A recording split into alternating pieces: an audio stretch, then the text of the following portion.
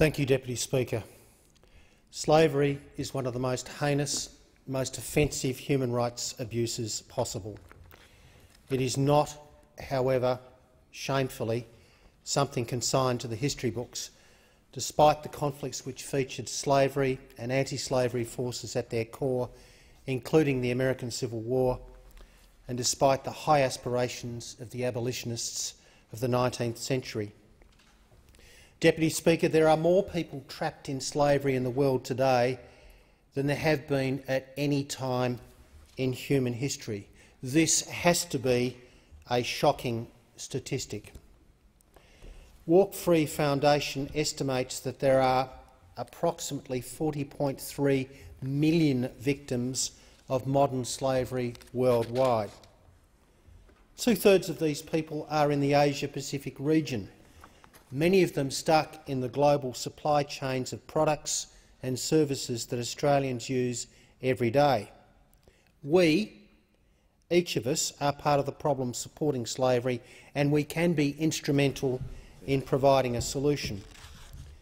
Deputy Speaker, trafficking and slavery is occurring right here in Australia, in our suburbs and in our communities, and the fact that this is happening should not be concealed.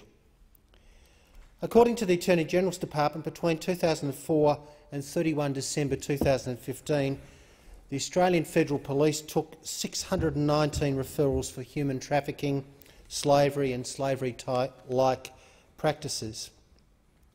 We cannot and we should not tolerate either worker exploitation or human rights abuses.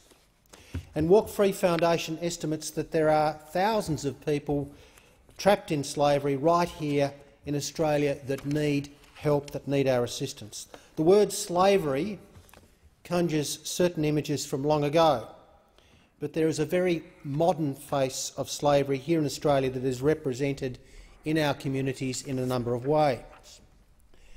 Modern slavery can include control of movement, control of the physical environment, psychological control, measures taken to prevent or deter escape, force, threat of force, coercion or deception, assertion of exclusivity, power to use services without commensurate compensation, and subjection to cruel treatment and abuse, control of sexuality and forced labour. Deputy Speaker, we simply must do more to prevent these practices and these types of practices. They need to be reported and called out. An effective, strong, modern Slavery Act is a key part of that battle. The bill that we have before us, the Modern Slavery Bill 2018, would establish a modern slavery reporting requirement to require certain large businesses and other entities in Australia to make an annual public statement on their actions to address modern slavery risks in their operations and their supply chains. Deputy Speaker, this is a positive development and deserves the support of this House. However, the government has refused to include in this bill penalties for companies that breach the proposed Modern Slavery Act and has chosen to have what is described as a business engagement unit instead of an independent anti-slavery commissioner, both of which were contemplated under a Labor policy and the model it proposed. This weak commitment to the most laudable policy objective is disappointing, but hardly surprising from a government that's shown itself time and time again to be utterly toothless and completely lacking ambition when it comes to regulating big business. And of course, most recently they've been distracted by their own internal schmozzle and disputes. This weak commitment to this most laudable objective, as I said, is disappointing, but it's particularly disappointing in that over a year ago Labor announced its own modern slavery policy.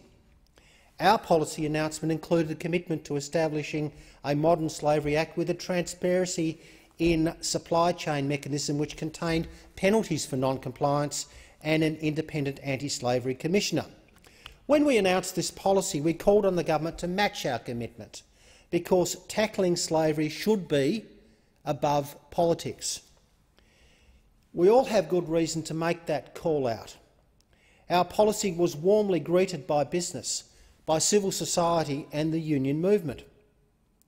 As a consequence, we've moved amendments to this bill to introduce penalties for companies that fail to comply with the Modern Slavery Act, and we'll be calling on the government to establish an office of an independent anti-slavery commission.